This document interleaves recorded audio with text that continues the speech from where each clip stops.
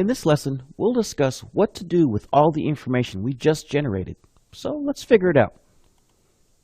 Okay, so we have plenty of information to work with now. We've created, I'd say, about 8 schedules. And what to do with all this information? We have basically an inventory list that tells us the type, length, cost. It has grand totals. So how can this be useful? Well, I find exporting this information into Excel to be very helpful. There are a lot of times where I'm working in spreadsheets, creating these type of reports, either from construction documents, drawings, or even handwritten notes.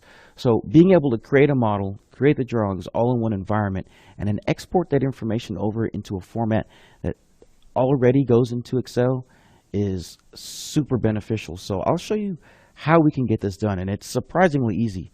So you'll see here in our project browser, we have all the schedules we created. So really all you have to do is click on one, making sure it's in bold will let you know that you're in that particular window. You can go to the R here and go to your drop down. And remember, what we're doing is we're exporting this. So we're going to go to export, and we're going to export this as a report. So I'm going to go down until I see reports, and I'm going to go to this drop down here to the right, and we're going to export this schedule. And when we do, what happens is you can save this file in any location you want, but it's exporting it as a text file. So in my case, I use Excel for doing my spreadsheet work. I'll just have Excel open, and I can open up this file in Excel, and I'm not plugging any numbers. The only thing I'm doing is adjusting maybe some widths of some columns. It's as easy as that, and I really, really love this feature.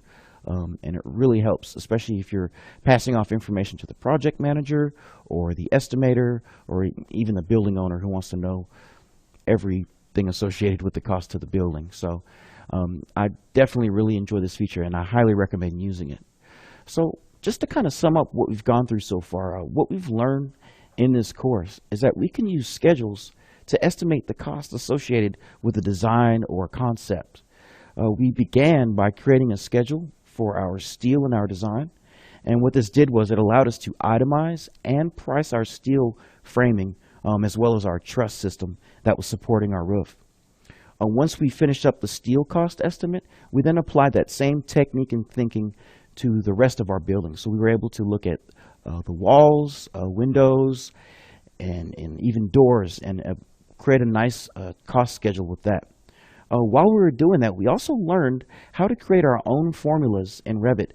So Revit knew how to work with the costs. So we were able to tell Revit, hey, when working with our roof, we want to be working with squares. So we created a formula for squares. When we were working with concrete, we created a formula for cubic yards. So very helpful tool, and it allows you to really, really, really communicate between members of the design team.